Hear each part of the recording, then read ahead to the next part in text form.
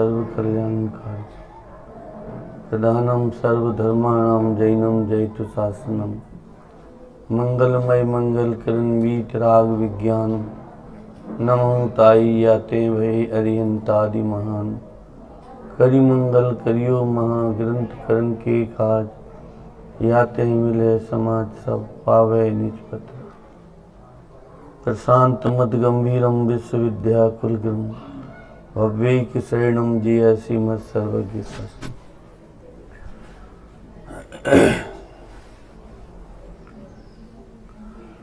आचार्य कल्प पंडित टोडरमल जी साहब द्वारा विरचित मोक्ष मार्ग प्रकाशक नामक ग्रंथ 7वां अधिकार, इसका अंतिम बिंदु सम्यक्त के सन्मुख मिथ्या दृष्टि।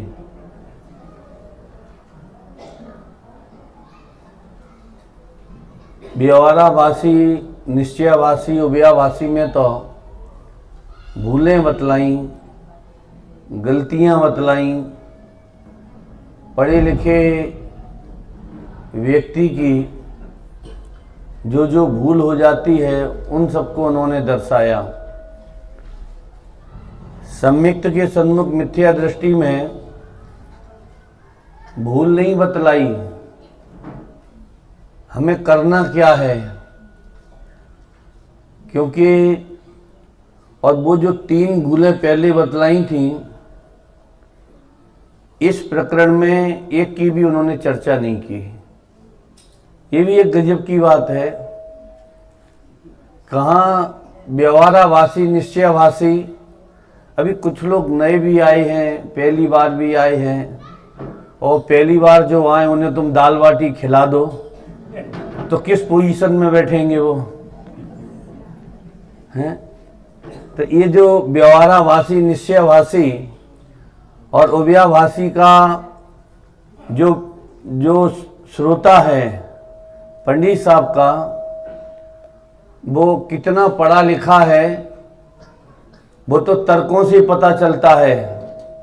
कुछ ने गौमट सार भी पढ़ा है, तत्वार्थ सूत्र भी पढ़ा है और समय सार भी बहुत बारीकी से पढ़ा है, परंतु जो सम्यक्त के सन्मुख मिथ्या दृष्टि है, आप देखो बहुत छोटा सा, मैं कल से एक बात मेरे ख्याल में आ रही कि सम्यक्त के सन्मुख मिथ्या दृष्टि में कोई उद्धरण नहीं दिया उन्होंने, कोई आगम प्रमाण नहीं दिया उन्होंने। व्यवहाराभासी और निश्चयाभासी वाला समय सार और गौमट सार पढ़ा है, और सम्यक्त के सन्मुख मिथ्या दृष्टि वाला ऐसा लगता है कि कुछ भी नहीं पढ़ा। अगर कुछ भी पढ़ा होता तो वो ये बात नहीं लिखते कि इस पर्याय की स्थिति थोड़े काल की है, यहां मुझे सर्वनिमित्त मिले हैं। अब सर्वनिमित्त मिले हैं तो इसका अर्थ क्या हुआ कि इससे पहले उसने समय सार नहीं पढ़ा और गौमट सार भी नहीं पढ़ा। अब देखो, उभयाभासी, निश्चयाभासी और व्यवहाराभासी ये सम्यक्त के सन्मुख नहीं है, और इस पर्याय की स्थिति थोड़े काल की है, ऐसा विचार करने वाला सम्यक्त के सन्मुख है। समझ में आती नहीं आती बात? इसमें जो 3-4 पंक्तियों का जो उन्होंने ये जो ग्रुप बना के पंडित साहब ने यहाँ लिखा, वो तो क्षयोपम लब्धि मिलना, क्षयोपम शक्ति मिलना, कसाई की मंदता होना, तत्व विचार की शक्ति होना और विशुद्धि होना, मोह मंद होना, तो ये जो 3-4 बातें तो उन्होंने पहले वाले पैराग्राफ में लिख दी, तो उससे तो उन्होंने उस जीव को तैयार कर लिया। दूसरे वाले पैराग्राफ में उन्होंने अब तत्व विचार के लिए उद्यमी हुआ, तो वो इधर उधर भटका नहीं। इसका अर्थ क्या हुआ? वो कुगुरु कुदेव कुधर्म के मार्ग पर नहीं चला, वो लोगों के बेकाने पर नहीं चला। अब जैसे बॉम्बे से यहाँ देवलाली आई तो 2 ही उद्देश्य थे, एक तो एंजॉय हो जाएगा यहाँ पर, बम्बई की थकान दूर हो जाएगी, दूसरा धर्म लाभ भी मिल जाएगा। अब यहाँ आने के पहले अगर कोई ये कह देवे देवलाली में क्या रखा है, अपन तो उस रूट से चले, लोनावाला चले, तो वो बंबई से तो चला पर वो भटक गया। ये देवगुरु धर्म का निमित्त मिलने पर ये जीव भटका नहीं, और सबसे बड़ी बात, इस जीव को सच्चा उपदेश मिला और सच्चे उपदेश का उनको लाभ भी मिला। एक बात, अब जो उन्होंने कोर्स दिया था कि वहां अपने प्रयोजन भूत देवगुरु धर्मादि जीवादि 7 तत्व, निष्पर और अहितकारी हितकारी भावों की पहचान। अब ये 4 बातें कहीं, अब ये 4 बातों के माध्यम से जो उपदेश में यही 4 बातें आती हैं कि देव का स्वरूप कैसा है, गुरु का कैसा है, धर्म का स्वरूप कैसा है, दया दान भक्ति का स्वरूप कैसा है, जीवादि 7 तत्वों का स्वरूप कैसा है, और स्वयं क्या है, पर क्या है, और भैया ये वर्तमान में हमारे भाव कैसे हैं। तो इन भावों का भी विचार करें, ये नरकगामी है कि स्वर्गगामी है कि मोक्षगामी है, कैसे परिणाम, हमारी कैसी परिणति बन रही है। अब वो जो उन्होंने जो एक आश्चर्य व्यक्त किया, क्या हो मुझे तो इन बातों की खबर नहीं, मैं तो भ्रम से भूलकर प्राप्त पर्याय में तन्मय हुआ, इस पर्याय की स्थिति तो थोड़े काल की है, यहाँ मुझे सर्व निमित्त मिले हैं। तो ये 3-4 पंक्तियां हैं, मैं इन पे इसलिए बल दे रहा हूं कि मैं आगे वाला प्रकरण इन पंक्तियों से जोड़ने वाला हूं, तो नहीं तो वो बात समझ में ख्याल में आएगी नहीं अपने। तो वो ये जो कहते हैं कि ये सम्यक्त की पात्रता कहो या सम्यक्त के सन्मुख कहो। अब इसमें एक बात और है, जैसे वो अभी अंकुर जी बोल रहे थे ना, बहुत ज्ञान वो विशेष ज्ञान नहीं है, भेद ज्ञान वाला, आविर्भाव वाला जो ज्ञान है वो विशेष ज्ञान है।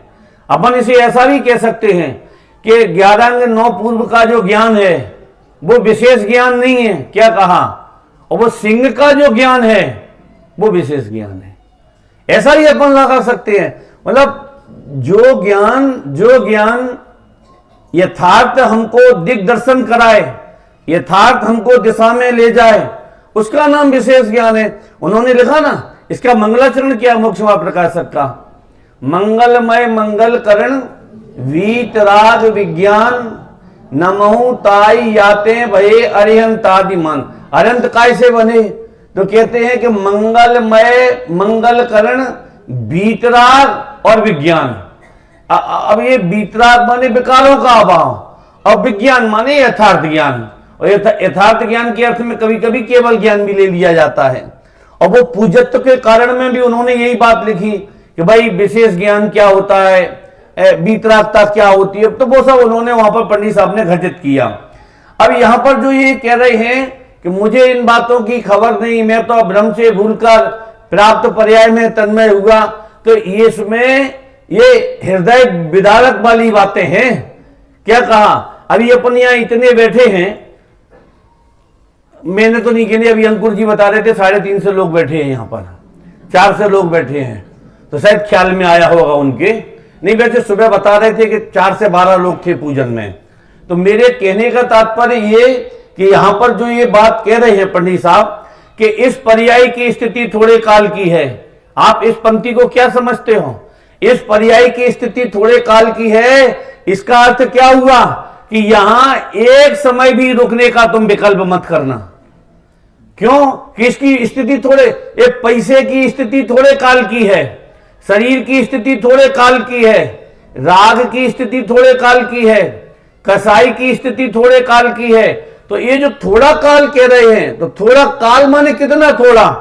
और फिर आगे उन्होंने लिखा कि ये जो अब मुझे सर्वनिमित्त मिले हैं, तो यहां सर्वनिमित्त कहकर तुम्हें बिल्कुल भी हताश नहीं कर रहे। सुखी होने के लिए जो चाहिए, वेद ज्ञान के लिए जो चाहिए, वो सब तुम्हें मिलेगा। और यहां पर सब है, वो विशुद्धि भी है, वो क्षय उपशम भी है, वो देवगुरु धर्म का निमित्त भी है, वो आगम का अभ्यास भी है, वो तत्व निर्णय भी है, वो सत्संगति भी है। क्या नहीं है बताओ। अभी वर्तमान में हम और आप देखें, अरे ये तो अपन खा पी के बैठे हैं, जो बेचारे एक एक दाने के लिए तरस रहे, उनसे पूछो भोजन क्या चीज होती है। हमको इसकी कीमत नहीं है। अभी यह शांति से ये आप झड़े पोछे में और ये सब 10 आदमी लगे ये फर्श करने में, यहाँ बड़ी शांति से बैठे हो। वो फुटपाथ पे जो बैठे हैं, तो जो बेचारे सोते हैं, तो पहले वो फुटपाथ झाड़ते हैं, उन तब पता चलेगा कि अच्छी जगह बैठने के लिए भी बोलो कितना पुण्य चाहिए। कितना पुण्य चाहिए। जिन पे वस्त्र नहीं, आपको यहाँ तो धोबी लगा है, धोने वाले लगे हैं, सब सारी व्यवस्थाएं हैं और A to Z व्यवस्थाएं हैं। जिनके पास एक जोड़ी कपड़ा हो और वो भी फटा हुआ हो, उनसे पूछो वस्त्र क्या चीज होते हैं। तो हमें वस्तु की कीमत कब आती है? जब या तो अभाव वाले हम जीवों को देखें या अपने जीवन में अभाव हुआ हो तो हमको पता चलता है कि इस वस्तु की उपलब्धि हुई है तो आज हमारा कितना पुण्य का उदय है। तो यहां ये पंडित साहब जो कहते हैं यहां मुझे सर्व निमित्त मिले हैं, मतलब हम सिद्धालय में चले जाएं और हमें आंख खोल के पर की ओर नहीं देखना, सब मतलब जो जो हमको चाहिए वो सब हमको मिला है। अब पंडित साहब आगे देखो क्या कहते, इतनी अपनी कल चर्चा हुई थी, अब वो क्या कहते हैं, इसलिए मुझे इन बातों को बराबर समझना चाहिए। अब क्यों समझना चाहिए कि पर्याय की स्थिति थोड़े काल की है, इसलिए समझना चाहिए। क्या कहा, और सर्व निमित्त मिले हैं इसलिए हमको बराबर समझना चाहिए। और सरल भाषा में कहें कि मनुष्य भव का एक क्षण भी प्रमाद में, विकथा में, कसाई में, क्या कहा, राग द्वेष में, अध्यवसान के विस्तार में, विकल्पों के विस्तार में, एक समय के लिए भी एक बर्बाद करने जैसा नहीं है। देखो मैं इसका आगम का एक उदाहरण देता हूं कि हनुमान जी, अब वो उनके नहीं लेना, उनके यहां तो ब्रह्मचारी कहे हैं, पर जो अपने यहां हैं वो तो चरम शरीरी थे और कामदेव जैसे सुंदर थे, सैकड़ों शादियां हुई थी उनकी। तो अपने रनबास के साथ में वो कैलाश पर्वत पर गए और वहां पर उन्होंने भगवान के दर्शन पूजन जो भी किया। तो किसी देव का विमान, वो तो चौथे काल में आते थे, विमान आते थे, तो किसी का उसका स्वर्गवास, अब देवों का भी स्वर्गवास होता होगा, तो वो उसकी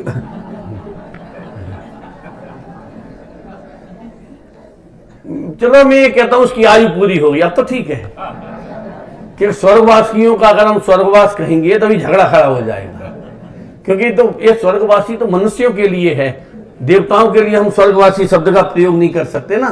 तो उसकी आयु पूरी हो गई, तो वो विमान बिखरता हुआ वो सब उनको देखकर हनुमान जी को वैराग्य आ गया और रात भर वो 12 भावनाओं का चिंतन और वो अंतरिक्षा, वो सब मेरी भावना, 12 भावना, सूर्य का, मतलब जितनी भावना आती वे सब बाहर आई और उन्होंने ये डिसीजन ले लिया कि अब प्रातः काल मेरे को दीक्षा अंगीकार करनी है। अब वो अपने यहाँ आए, नगर में आए, तो नगर में आए तो मंत्री को बुलाया, सेनापति को बुलाया, पुत्रों को बुलाया और अपने जो विचार थे वो सबके सामने उन्होंने रख दिए। भाई हमारा ऐसा ऐसा परिणाम, ऐसा भाव है। तो वहां तो कौरम मच गया। देखो मरने के वाले बाद में इतनी तकलीफ नहीं होती है जो घर में रह जाते हैं, परंतु सामने रहे पर अपने से संबंध नहीं रखे तब तकलीफ। अब हनुमान जी दीक्षा ले रहे हैं तो वो तो आहार के लिए नगर में ही आएंगे, कहाँ जाएंगे। तो जब नगर में आएंगे और घर वाले तो देखेंगे बेटा कहेगा कि हमारे पिताजी हैं और वे उन्हें केवल गेय मात्र देख के संतुष्ट हो जाते हो, तो अभी कैसे पद्धति बनती होगी बताओ। तो उन्होंने कहा तो अब वो जो मंत्री था, आप दीक्षा ले लोगे तो हम सब अनाथ हो जाएंगे, राज्य का क्या होगा, इन बच्चों का, पत्नियों का क्या होगा। उन्हें बात तो तुम्हारी सच्ची है, क्योंकि ये भी इतिहास गवाह है इस बात का कि आज तक कभी किसी ने हंस के या प्रसन्नता से कभी किसी को मरने की अनुमति तो दी होगी पर दीक्षा की अनुमति नहीं दी होगी। वर्धमान भी भगवान महावीर जो थे हुए तो त्रिशला ने उनको भी रोका था। और क्या उदाहरण क्या दिया था उन्होंने कि बेटा ठीक है तुम तीर्थंकर हो, दीक्षा लोगे, जगत को उपदेश दोगे, सिद्धालय में जाओगे, इसी पर्याय में जाओगे, पर शादी तो आदिनाथ ने भी की थी। रागी काय का उपदेश देगा बताओ, राग की वृद्धि का। मोही काय का उपदेश देगा, मोह की वृद्धि का। कसाई काय का उपदेश देगा, कसाई की वृद्धि का। टोडरमल जी साहब ने लिखा है 9वें अधिकार में, है कसाई जी पुरुषार्थ करे तो कसाई का ही करे, और उल्टा कर दो, मोक्ष मार्ग की अगर पुरुषार्थ करे तो मोक्ष का ही करे। तब अब उन्होंने कह दिया कि शादी तो आदिनाथ ने भी की थी और एक नहीं की थी, 2 की थी, तुम एक ही कर लो। अब कह दिया तो कह ही दिया। परंतु त्रिशला माता ने ये नहीं कहा कि बेटा शादी तो पारसनाथ ने भी नहीं की थी, शादी तो नेमिनाथ ने भी नहीं की थी। क्यों है? किसने की थी? आदिनाथ ने भी की थी। तो मतलब ये तो कहने से मैं केवल इतना कहना चाहता हूं कि रागी जो भी उपदेश देगा वो काय का देगा? राग का देगा।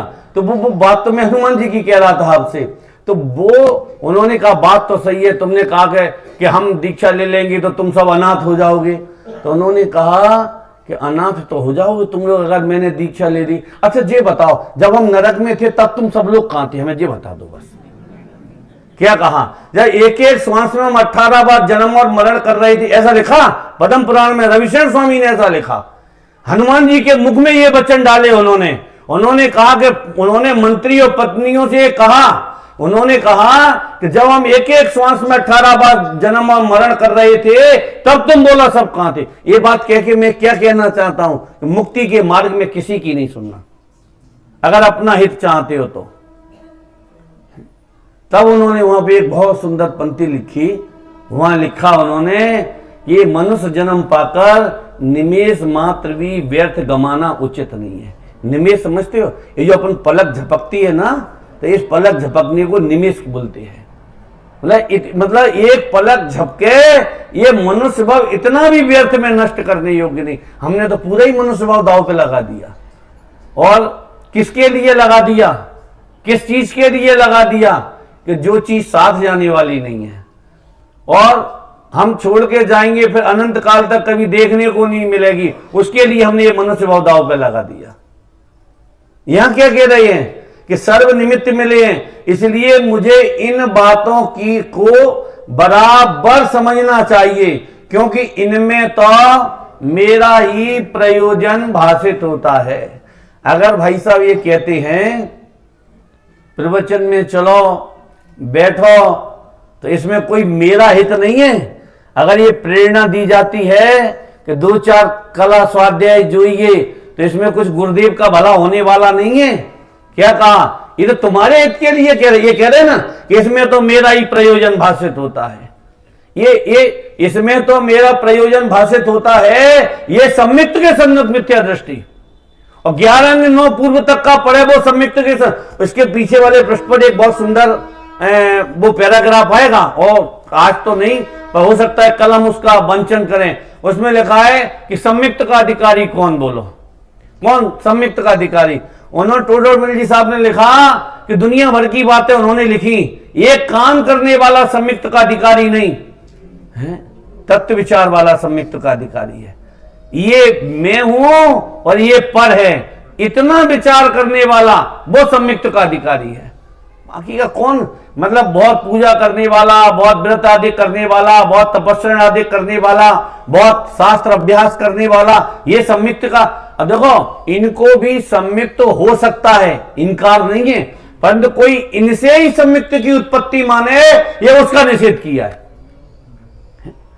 अब ये इतनी सारी बातें हो गई। अब वो जो तीसरे नंबर का पैराग्राफ देखो, अब थोड़ी सी अपनी मेहनत वाली बात बताते हैं। भाई तुमने गुरु का उपदेश सुना, सच्चा उपदेश सुना, तुम्हें सच्चे उपदेश का लाभ हुआ, अब तुम्हें अंदर में थोड़ा वैराग्य भी हुआ। अब ये सब वैराग्य वचन है, पर्याय की स्थिति थोड़े काल की है, सब छूटने वाला है, सब जाने वाला है। ये इससे और देखो भैया, देह छूटेगी, पर्याय छूटेगी। अरे पर्याय छूटने से पहले अगर पर्याय बुद्धि छूट जाए तो कितना अच्छा हो जाए हैं। संयोग छूटेंगे तो सब कहते हैं सब बेकार है, सब बेकार है, सब छूट जाएगा, सब मर जाएंगे, सब चले जाएंगे। अरे संयोग छूटने से पहले अगर संयोग बुद्धि छूट जाए तो कितना अच्छा हो जाएगा हैं। और संयोग बुद्धि छूट जाए और फिर संयोग चाहे कितने ही काल तक बने रहें, बोलो क्या फर्क पड़ेगा। एक बात जीवन में हमेशा याद रखना, कौन सी? कि देह रहते हुए, शरीर रहते हुए केवल ज्ञान हो सकता है, बाह्य विभूति होते हुए केवल ज्ञान हो सकता है, और एक अणु मात्र के प्रति एकत्व बुद्धि होने पर केवल ज्ञान तो छोड़ा सम्यक दर्शन नहीं होगा। एकत्व बुद्धि ममत्व बुद्धि की कितनी बड़ी बात है। कि शरीर रहे, समोषण विभूति रहे, हजारों लोग डेली प्रवचन सुनने आए और वो सब समोषण की रचना होती रहे, सब जगह जय जयकार, कोई फर्क नहीं पड़ता इससे। संयोग रहे, अनुकूल रहे, प्रतिकूल रहे, कोई फर्क नहीं पड़ता। अच्छे रहे, बुरे रहे, कोई फर्क नहीं पड़ता। जगत निंदा करे, जगत प्रशंसा करे, कोई फर्क नहीं पड़ता। भोजन मिले, भोजन ना मिले, कोई फर्क नहीं पड़ता। क्या कहा है? सुंदर वातावरण मिले, असुंदर वातावरण मिले, कोई फर्क नहीं पड़ता। इनके इन संयोगों में, इन वातावरण में अगर एकत्व बुद्धि विद्यमान कायम रहती है तो निश्चित रूप से फर्क नहीं पड़ता, अनंत संसार बढ़ता है। अब उसके बाद वो कहते हैं कि जब उसका हृदय इतना भीग जाता है, क्या कहा, कितना भीग जाता है कि पर्याय की स्थिति थोड़े काल की है। अरे ये समझ में आ जाए, हम और आपके, अरे 80-80 साल के हो गए तब भी बातें बड़ी बड़ी करेंगे। ये पर्याय की स्थिति थोड़े काल की है, बढ़िया व्याख्या भी कर देंगे, पर ये पर्याय है सो में नहीं, ऐसी अनुभूति तो उनको भी नहीं हुई। क्योंकि पर्याय की अनित्यता हम अनित्य समझते कहाँ हैं, कहाँ समझते हैं, और ये कहाँ समझते, जैसे वस्तु में नित्य धर्म होता है वैसे ही अनित्य धर्म भी होता है। भाई इसे अनित्य धर्म के प्रति इतनी एकत्व बुद्धि करता है, तो कहाँ ये सब सारी बातें चलती हैं।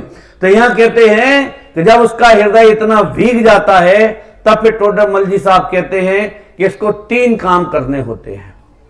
आप लोग भी याद कर लेना, उद्देश्य, लक्षण और परीक्षा। ज्यादा कठिन नहीं है, और भाई इससे ज्यादा मैं आप लोगों को याद नहीं कराऊंगा, पर 3 शब्द आप लोग याद कर लेना कि उद्देश्य, लक्षण और परीक्षा। उद्देश्य माने होता है नाम सीखना, लक्षण माने उनके लक्षण जानना, और परीक्षा माने डिसीजन करना, निर्णय लेना। अब देखो ये मैं पैराग्राफ पढ़ता हूं, वहां उद्देश्य, लक्षण, निर्देश और परीक्षा द्वारा उनका निर्धारण होता है। इसलिए पहले तो उनके नाम सीखे, वह उद्देश्य हुआ, फिर उनके लक्षण जाने, फिर ऐसा संभवित है कि नहीं, ऐसा विचार सहित परीक्षा करे। अब इन तीनों की देखो विस्तार से ये व्याख्या करते हैं। वहां नाम सीख लेना और लक्षण जान लेना, ये दोनों तो उपदेश से होगा। मतलब बच्चा पाठशाला में जाता है, आप लोग प्रवचन में आते हो, कॉलेजों में बच्चे जाते हैं पढ़ने के लिए, तो वहां उपदेश में क्या मिलता है, क्या मिलता है, नाम सीखना और लक्षण जानना। जैसे बच्चा पाठशाला में आया, नाम सीखा क्या कि तत्व 7 होते हैं, जीव, अजीव, आश्रव, बंध, संबंध, निर्जर और मोक्ष। तो अब ये अपन ने रटा दिए, घुटा दिए, सब बच्चों को याद करा दिया। अब और दूसरा क्या है, लक्षण जानना। अब जीव का लक्षण क्या है कि उपयोग लक्षणम, कि जानना और देखना एक जीव का लक्षण है। आकुलता रूप होना ये राग का लक्षण है। तो अपन ने 7 तत्वों के उनको लक्षण सिखा दिए। तो ये काम तो गुरुजी ने कर दिया, मतलब अभी अपने माथे कुछ नहीं आया। अब पंडित जी साहब यहाँ एक बात बहुत अच्छी कहते हैं, वो कहते हैं परीक्षा करने में तो अपना विवेक चाहिए।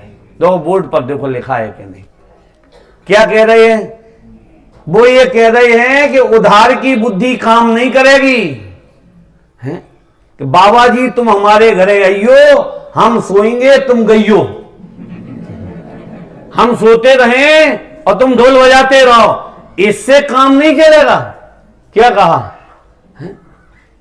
परीक्षा करने में अपना विवेक चाहिए।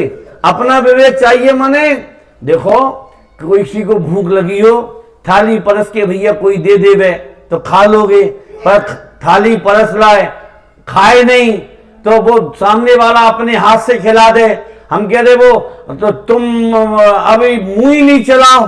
क्या कहा, तुम्हारे दांत ही नहीं हो और तुम्हें गन्ना चूसना हो तो क्या करोगे बताओ, कि वो रस निकाल देगा।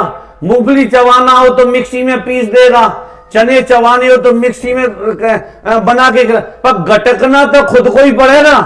अब ऐसा थोड़ी मुंह में रख के ऊपर से लठ डाल देगा तो गटक पेट में चला जाए, क्या होगा बताओ। कहीं ना कहीं तो तुम्हें कुछ ना कुछ तो करना पड़ेगा, है। ट्रस्टियों ने इतना खर्चा किया, इतना बड़ा आयोजन किया है, और उर्वेश जैसे बहादुर लोगों ने कर करके फोन इतने लोगों को इकट्ठा किया यहाँ पे, हैं। कुछ लोगों ने पंडितों को इकट्ठा किया, किन्हीं ने श्रोताओं को इकट्ठा किया। फिर तब तक भोजन की घंटी नहीं बजेगी जब तक कार्यक्रम नहीं हो जाएगा, तो सबको क्या करें, बैठना पड़ेगा। यहां क्या करेगा, बैठे। अब पंडित ने सुनाना शुरू किया, और भैया सुनना तो तुम्हें ही पड़ेगा। आप समझे ना। तो हर चीज में अपना विवेक चाहिए कि नहीं चाहिए। पिताजी दुकान खोल देवे, सब समझा देवे, सब सिखा देवे, क्या कहा, और परंतु अब इसको माल देना कि नहीं देना, अब जहां अपना विवेक नहीं होगा तो वहां तो ठगा जाएगा। दादा एक दृष्टांत देते अच्छा सा, वो ही बोलते कि मैं जिस समय इंदौर में था, स्कूल में पढ़ाता था, संस्कृत पढ़ाता था, तो मेरे साथ और भी टीचर लोग थे, वो भी पढ़ाते थे। तो एक बार एक कपड़े की दुकान पे उसने पूछा एक टीचर ने कि कहाँ जा रहे, हमने कपड़ा लेने, करी कपड़ा तो हमारे भी खराब हो गए, खत्म हो गए, चलो हम भी चले। दोनों जनों ने कपड़ा लिया, तो दादा ने कहा कि लिख लेना, तो दुकानदार ने लिख लिया। तो उसने भी कह दिया कि हमारे भी लिख लेना। तो दुकानदार ये बोलता है कि हम तुम्हें नहीं जानते, कि पंडित जी जानते हैं। तो उन्होंने कहा कि पंडित जी आप जानते हो, कि हाँ जानते, तो उसके भी लिख लिए। दादा कहते 6 महीने बाद हम गए, तो वो दुकानदार बोलता है कि वो तुम्हारे संगे मास्टर साहब आए थे, टीचर आए थे, तो उनके पैसे नहीं आए। तो दादा बोलते तो हम क्या करें, नहीं आए, कि तुमने कहा था कि हम जानते हैं। दादा बोले कि हम जानते हैं, कि क्या जानते हैं, कि ये जानते हैं कि जिंदगी में कभी पैसे वापस करने नहीं आए, कि जे तुमने कहां बताया, कि तुमने कहां पूछा, माल तुम बेच रहे कि हम बेच रहे। अपना विवेक तुम्हें लगाना चाहिए कि मेरे विवेक से दुकान चला रही। ये दुनिया में भी अगर विवेक काम नहीं करे, क्या कहा, तो वहां भी जीव धोखा खा जाए। ये तो भैया मोक्ष मार्ग है। यहां तुम दूसरों की बुद्धि से कैसे काम कर लोगे, कैसे काम करोगे बताओ। दो क्या लिखा, एक एक शब्द ऐसे चुन चुन के लिखे टोटल वाले। परीक्षा में तो अपना विवेक चाहिए। इसका मतलब क्या हुआ कि तुम अपना ज्ञान का प्रयोग नहीं। इसीलिए देखो ना, देखो कसाय करने में अपना विवेक लगाएगा, समझना, मिटाने में अपना विवेक नहीं लगाएगा। मोह की वृद्धि में अपना विवेक चलाएगा। विवेक कहो या अविवेक कहो, अपना लगाएगा। दूसरों के कहने से कभी मोह नहीं करेगा। लड़का लड़की को देखने जाता है तो पड़ोसियों से नहीं पूछता है, खुद ही ठोकता बजाता है और तब वो शादी करता है। अब दोस्त भी जाते हो, क्यों भैया कैसी लग रही है, बोलते ठीक है तो कर रहे हैं कि कर लो। एक बात बताओ, और कल तुमने कह दिया हमें पसंद नहीं है, अब कैसा, वो तो दोस्त से पूछी थी कि मूर्ख शादी तेरी थी कि दोस्त की थी, ये बताओ किसकी थी।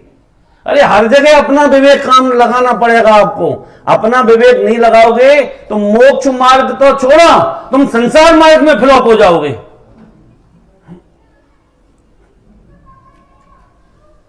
कितना सुंदर लिखा, परीक्षा में तो अपना विवेक चाहिए। ये बात हम आप सबके लिए बोल रहे हैं। हमें ये काम, ये आगे उन्होंने 5, 7, 8 लाइनें ये विवेक के संदर्भ में ही लिखी हैं।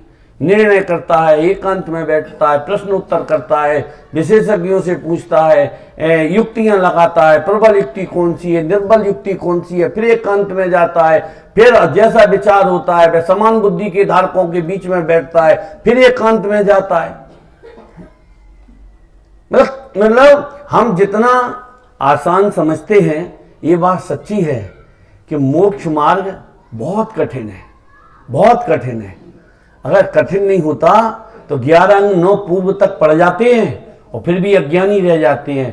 तो भैया मोक्ष मार्ग बहुत सरल है। अगर कठिन होता तो त्रियंचों को नहीं होता। समझ में आया क्या कहा, दोनों उदाहरण दिए हमने। बहुत कठिन है, अगर जितना सरल तुम समझते हो इतना सरल नहीं है। अगर इतना सरल होता तो 11 अंग तक पढ़ने के बाद भी कोरा का कोरा रह जाता है। और जितना तुम कठिन समझते हो इतना कठिन नहीं है। इतना कठिन होता तो शेर सम्यक दर्शन कैसे कर लेता। स्वयंभू रमण समुद्र में असंख्यात त्रियंच पंचम गुण स्थान वर्ती बिना देवगुरु धर्म के निमित्त से कैसे हो जाते हैं? कौन से वहां पंच कल्याणक होते हैं? मानसोत्तर पर्वत के बाहर मनुष्य नहीं जाता, 2.5 द्वीप के बाद ये नहीं जाते, 8 द्वीप के बाद ये नहीं जाते, और असंख्यात द्वीप समुद्र हैं। आप कल्पना कर सकते हो? ये मोक्ष मार्ग कठिन नहीं है। क्या कहा? विषयों की प्रीति इतनी गहरी है, परिग्रह की ममता का विस्तार इतना गहरा है, इसलिए हमको मोक्ष मार्ग कठिन लगता है। लोगों को लगता है अरे साहब मुनि दीक्षा नहीं होगी, फलाना होगा, उपसर होंगे, मच्छर काटेंगे, फलाने काटेंगे। क्योंकि तू शरीर की ओर से देख रहा है, इसलिए तू कभी धर्म नहीं कर पाएगा, कभी रत्नात्रय प्रकट नहीं होगा तेरे। स्वभाव की दृष्टि से देखेगा तो ये सब तेरे को दिखेंगे ही नहीं, ये सब तेरे को दिखेंगे ही नहीं। आप कल्पना कर सकते हो किसको मोक्ष मार्ग कहते? परीक्षा करने में तो अपना विवेक चाहिए। इस पैराग्राफ में 2-3 जो शब्द हैं वो बहुत वजनदार हैं।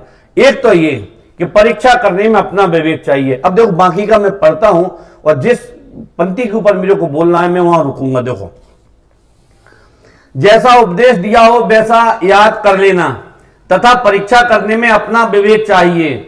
सो विवेक पूर्वक एकांत में अपने उपयोग में विचार करें कि जैसा उपदेश दिया वैसा ही है या अन्यथा है। वहां अनुमान आदि प्रमाणों से बराबर समझे, अथवा उपदेश तो ऐसा है और ऐसा ना माने तो ऐसा होगा। सो इनमें प्रबल युक्ति कौन है और निर्बल युक्ति कौन है? जो प्रबल भाषित हो उसे सत्य माने, तथा यदि उपदेश में अन्यथा सत्य भाषित हो अथवा उसमें संदेह रहे, निर्धार ना हो, तो जो विशेषज्ञ हो उनसे पूछे और वे उत्तर दें, उसका विचार करें। इसी प्रकार जब तक निर्धार ना हो, निर्धार में निर्णय पर ना पहुंचे, तब तक प्रश्न उत्तर करें। अब देखो अथवा, अब फुल स्टॉप हो गया। अब देखो अथवा समान बुद्धि के धारक हों, उनसे अपना विचार जैसा हुआ हो वैसा कहे। ये पंक्ति बहुत गजब की है। किनके सामने बैठने की अब बात कही, परंतु किससे पहले वो ऊपर की 4 पंक्तियां पहले पढ़ो आप हैं। एकांत में निर्णय करे, युक्तियां लगाए, विशेषज्ञों से पूछे। अब विशेषज्ञ हर वक्त तो मिलेंगे नहीं तुम्हें। क्या कहा? अब साधर्मी मिलेंगे। पहले साधर्मी की परिभाषा तो समझ लो हैं। अब ये कहते हैं जब कोई विशेष गाथा सोनगढ़ में आती थी, लोग शिविरों में जाते थे, 15-15, 20-20, 25-25 की टोलियां लगाकर उस गाथाओं के ऊपर घंटों मंथन चलता था। किसको समान बुद्धि कहते हैं? सब समान बुद्धि के ही धार। अब इसमें भी जिसको थोड़ा ज्यादा ज्ञान हो जाता है वो विशेष बुद्धि कहलाने, वही अभी अंकुर जी जो कह रहे थे, वो विशेष बुद्धि वाला बन जाता है। अरे जब तक सम्यक दर्शन नहीं हो तब तक सब समान ही बुद्धि वाले हैं। परंतु गजब की बात तो ये है कि हम समान बुद्धि वालों के जीव के सामने हम अपना निर्णय कब रखेंगे? कि जब हम कुछ अभ्यास करेंगे, कुछ स्वाध्याय करेंगे हैं। साल 6 महीने में कहीं कोई शिविर अगर हम अटेंड कर ले में, उसके बल पर तुम अगर मोक्ष मार्ग साधना चाहो, भैया ये तो संभव नहीं है। अनादिकाल के अज्ञान को तोड़ना चाहो तो ये तो संभव नहीं है। महीने में एक ही दिन दुकान जाते हो हैं, और एक दिन में केवल घंटे भर ही बैठते हो। सही बताना क्या करते हो हैं? साल में एक आधी दिन ड्यूटी पे जाते हो नौकरी पे? नहीं, अगर एक दिन जाएंगे तो एक ही दिन की तो तनख्वाह मिलेगी।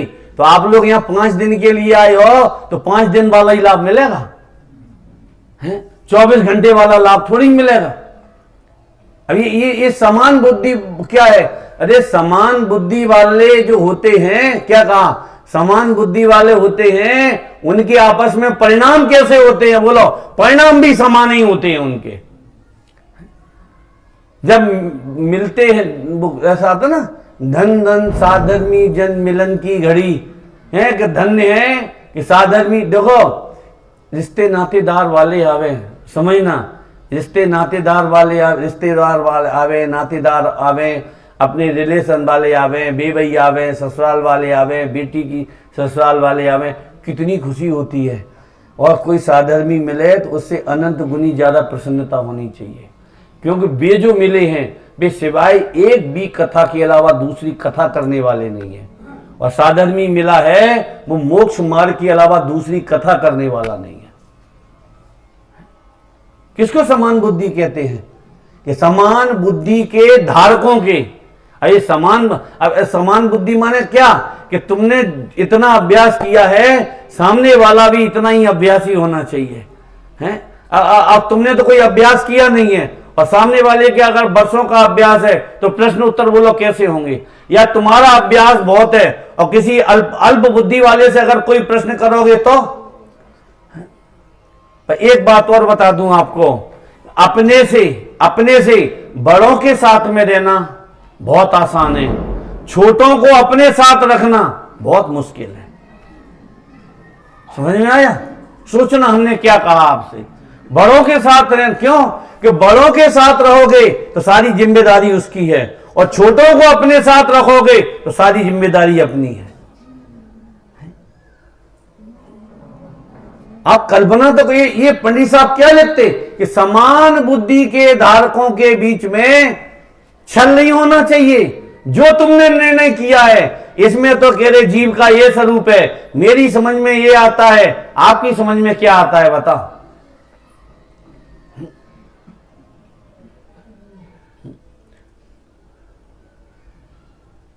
टोडरमल जी साहब ने यशपूर्ण चिट्ठी लिखी मुल्तान नगर वालों के लिए। मुल्तान नगर माने पाकिस्तान। अभी आप सोच सकते हो, पहले चिट्ठी के माध्यम से अगर प्रश्न उत्तर करना हो तो जिसने प्रश्न भेजा है इस बात की गारंटी नहीं है कि उत्तर आएगा तब तक उसकी आयु बाकी बची रहेगी। ऊंट गाड़ी, घोड़ा गाड़ी, घोड़ा और बैलगाड़ी, इसके अलावा तो दूसरे कोई साधन थे ही नहीं। आदमी अगर चिट्ठी लेके अगर वहां से मुल्तान नगर गया होगा तो कल्पना करो कितने दिन में पहुंचा होगा बताओ? हैं? मुल्तान नगर से जो पत्र आया और टोडरमल जी साहब ने यशपूर्ण चिट्ठी जो वहां उन्होंने उत्तर भेजा तो वो कितने दिन में पहुंचा होगा? और आज तो यहां हलो करो और बाइडेन सुने जाके अमेरिका में। आप सोच सकते हो ट्रंप सुने तुम्हारी आवाज, तुम पूरी नहीं कर पाओगे, अपने मन से पूरी लगा ले। मतलब मूवमेंट कितना फास्ट है आज, तो उस फास्ट को अपन अपने आत्मकल्याण में प्रयोग करें ना। ये विषय कसायों में भी, कथाओं में, इनमें हम प्रयोग इनका करें काय के लिए? तो कहते तो छोटों को अपने साथ रखना माने किस प्रकार उनकी संभाल होती है, उनके ज्ञान की कैसी संभाल की जाती है। तो ये सब कि समान बुद्धि के धारकों को धारक हो, उनसे अपने विचार जैसा हुआ हो वैसा कहे। क्या लिखा है? जैसा हुआ हो वैसा कहे। डेढ़ अकल नहीं लगाए, छल नहीं करे। अरे साहब देखो उनने तो ऐसा कहा था और हमने इतना बढ़िया तर्क निकाल लिया, इतना बढ़िया हमने उत्तर दे दिया। अहंकार नहीं करे, जैसा विचार किया हो वैसा एक बालक मत निश्चल भाव से वो उसको वैसा कह देवे। और फिर जो इसके जो नीचे तीसरी पंक्ति है ये बहुत अच्छी है, देखो मैं पढ़ता हूं इसको। एक तो ये, और प्रश्नोत्तर द्वारा परस्पर चर्चा करें तथा जो प्रश्नोत्तर में निरूपण हुआ हो एकांत में विचार करें। इसी प्रकार जब तक अपने अंतरंग में जैसा उपदेश दिया था वैसा ही निर्णय होकर भाव भाषित ना हो तब तक इसी प्रकार उद्यम किया करे। अब वो क्या कह रहे? पढ़ो, सुनो, पूछो, प्रश्नोत्तर करो, एकांत में बैठो। कोई ये कहे ये तो मरने के डॉल हैं, जहां में ये तो लिखी नहीं है कि जब पढ़ लो बाकी बात भोजन कर लेना, फिर थोड़ी देर आराम कर लेना, फिर प्रश्नोत्तर कर लेना, फिर दुकान पे चले जाना, फिर समान बुद्धि के बीच लोगों के बीच में ये तो कुछ आया ही नहीं है। जहां में तो वही पढ़ो, वही सुनो, वही विचार करो, वही करो, वही भी करो। और फिर भी सम्यक दर्शन नहीं हुआ तो और क्या करें? मर जाए, कितना करें बताओ? लोग कही देते कभी कभी तो कितना तो पढ़ते हैं, 30 साल हो गए, 40 साल हो गए, इतना हो गया। पंडित जी फर्क तो कुछ पड़ा ही नहीं। अब फर्क कहां से पड़ेगा? फर्क करने के लिए कुछ किया होगा तो फर्क पड़ेगा। आत्म कल्याण की भावना से तुमने कुछ किया होगा तो फर्क पड़ेगा। और फर्क कैसे नहीं पड़ता भाई साहब, बहुत बहुत फर्क पड़ता है। सुन सुनकर कितनी कसाएं मंद होती हैं, फर्क नहीं पड़ता है। अरे एक बात ये बताओ, हम अनादिकाल से असत्य सुन सुन के वो असत्य हमें जब सत्य लगता है, तो जब हम सत्य बार बार सुनेंगे तो सत्य हमें सत्य कैसा क्यों नहीं लगेगा? है परीक्षा मुख में मूर्खों की कहानियां हैं। एक कहानी छोटी सी हम सुनाएं आपको कि एक ब्राह्मण था, है, और वो उन लोगों के वो मुंडन होता है ना, बाल फाल निकाल देते, मुंडन बोलते हैं। तो दूसरे गांव से एक आया, तो उसने कहा कि साहब चलो मुंडन है, तो उनको चलो दक्षिणा मिलेगी और खाने को मिलेगा, पूरी हलवा मिलेगा और दक्षिणा मिलेगी। दक्षिणा समझते, पीछे से कुछ ₹1.25 या ₹11 ₹5 दिया जाता है, उसको दक्षिणा बोलते, दक्षिणा मिलेगी। चला गया और जाने के बाद वो इतना खुश हुआ कि उसने उठा के एक बकरी के बच्चे को दे दिया और ब्राह्मण देवता बड़े प्रसन्न हो गए। उन्होंने कहा कि बकरी का बच्चा मिला है, तो उन्होंने लेके चले। तो वो 4 ठग खड़े थे, उन्हें कि इसे मूर्ख बना के बकरी का बच्चा कैसे ठगा जाए इससे। उन्होंने कहा कि 1-1 किलोमीटर दूरी पर जाके चारों खड़े हो गए। तो पहला वाला बोला कि पंडित जी राम राम पाला के, जो भी उसने कहा हो। उन्होंने कहा एक कुत्ते का बच्चा कहाँ से ले आए? तो ये कुत्ते का बच्चा के बकरी का बच्चा है। सबसे पहले मन में एक भेद डाला, तो उसने क्या किया, कंधे से उतारा, नहीं ये बकरी का बच्चा कंधे में रख लिया। फिर 10 कदम चला तो फिर उतार, अरे उसने कुत्ते का बच्चा कहा। फिर देखा तो फिर नहीं वो पागल बना रहा है। दूसरी जगह गए तो दूसरे ने फिर यही कहा, राम राम किया और ये बकरी का कुत्ते का बच्चा कहाँ से ले आए? तो उन्होंने कहा, अब वो जो उसने पहले वाले ने कहा था, अब उसका वो धीमे धीमे विचार दृढ़ हो रहा है। अब उसने कहा कि एक वो पागल होगा क्या, ये भी पागल है। तो अब वो पहले 2 बार देखा था, अब उसने 6 बार देखा, कंधे से उतारे तो कुत्ते का बकरी का बच्चा रख ले। तीसरे पे फिर अब वो पहले सुना था वो दृढ़ होता। चौथे दिन कहा तो उसने उठा के फेंक दिया। उसने कहा हो सकता है मेरी आंखें खराब है, उसने पागल बना दिया। और गांव में अगर कुत्ते के बच्चे को कंधे पे लेके जाएंगे तो गांव वाले हमारे ऊपर हंसेंगे। और तो अभी ये बताओ कि जब असत्य को बार बार सुना जाता है तो ज्ञान में वो सत्य जैसा प्रतिभा। ये परीक्षा बुक में अमित गति आचार्य ने लिखी है कहानी, मूर्खों की कहानियां लिखी ना, तो ये एक कहानी ये भी लिखी है। और हम जब 24 घंटे ये देह भिन्न आत्मा भिन्न, देह भिन्न आत्मा भिन्न, कैसे फर्क नहीं पड़ता? अरे पत्थर पर भी अगर एक बूंद पड़ती है तो एक समय ऐसा आता है कि वो पत्थर के भी टुकड़े हो जाते हैं। तो भाई साहब ये दृढ़ता से अगर हम तत्व ज्ञान की बात सुनेंगे तो मोह के टुकड़े कैसे नहीं होंगे? पर हम नहीं करना चाहें वो एक जुदी बात है। अब देखो इन्होंने क्या लिखा है, यहां कितनी बढ़िया बात लिखी। जो अभी ये हम किसका उत्तर दे रहे थे कि साहब इतना तो कर रहे हैं, इतना तो कर रहे हैं, काम तो हो ही नहीं रहा। तो उन्होंने क्या लिखा कि जब तक भाव भाषित ना हो जाए तब तक इसी प्रकार उद्यम किया करे। मतलब हम कब तक करें बताओ? 1 घंटे के, 2 घंटे के, 10 घंटे के, 1 दिन के, 1 बरस के, 25 बरस, कब तक ये करें? तो उन्होंने क्या लिखा कि जब तक भाव भाषित ना हो जाए। ये भाव भाषित माने क्या कि जिनवाणी में श्री गुरुओं ने राग को दुख का कारण बताया, हमें मजा आता है। जब तक तुम्हें राग दुख रूप नहीं लगे तब तक इसी प्रकार उद्यम करो। जिनवाणी में देह को भिन्न बताया है और हमें ये शरीर अपना प्रतिभाषित होता है। तो जब तक तुम्हें देह भिन्न नहीं लगे तब तक इसी प्रकार उन्होंने क्या उद्यम करो, ये नहीं लिखा, क्या लिखा है? उद्यम किया करो, छुट्टी नहीं दी तुमको।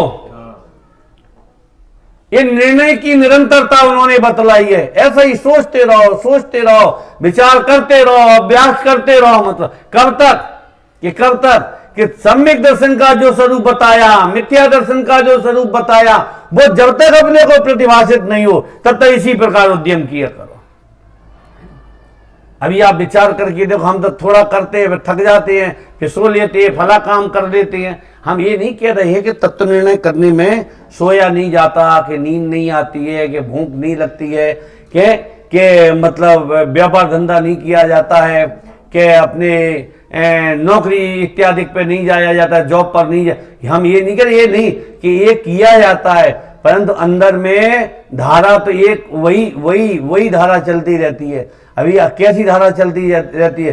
रबड़ खा रहा है तो भी अंदर सीता की धारा, राज्यसभा में बैठा है तो भी सीता की धारा, क्या कहा, अपने बिस्तर पर लेटा है तो भी सीता की धारा। वो जो एक कंटिन्यूटी जो अंदर में बनी रहती, ऐसी तत्व निर्णय में भी भीतर में जो कंटिन्यूटी बनी रहती है, उस कंटिन्यूटी के कारण द्वारा वो मोह के टुकड़े होंगे।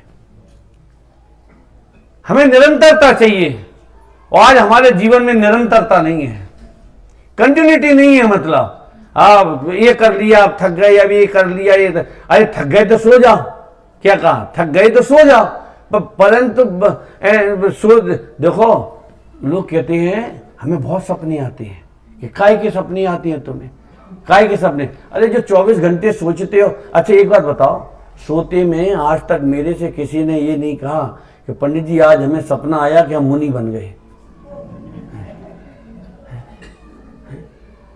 हमने ब्रह्मचर्य ले लिया सपने में, या सपने में हमने दीक्षा धारण कर ली, सपने में आया हमने उसको उठा के पटक दिया, वो उससे अपनी दुकान बहुत बढ़िया चला ली, हमने उसकी दुकान को बंद करवा दिया, अरे हमने उसका सिर तोड़ दिया सपने में। कि ये क्यों आ रहेगा? अरे जो तुम 24 घंटे सोचते हो वही तो तुम्हारे सपनों में आएंगे, और क्या आएगा बताओ? तत्व का अभ्यास करोगे, वस्तु स्वरूप का अभ्यास करोगे तो 24 घंटे तुम्हें इस चीज के सपने आएंगे। तो हुआ ये समय भी हो गया कि भाव भाषित ना हो तब तक क्या लिखा, इसी प्रकार उद्यम किया करे। माने अरे मनुष्य पर्याय की अंतिम सांस तक यही किया करे, उद्यम किया करे। परीक्षा में तो अपना विवेक चाहिए, समान बुद्धि के धारकों के बीच में बैठ के जैसा तुमने निर्णय लिया हो वैसा शेयर करें। मतलब आज की भाषा में शेयर करें, उसको बांटे, मतलब शिष्ट चर्चा की अपना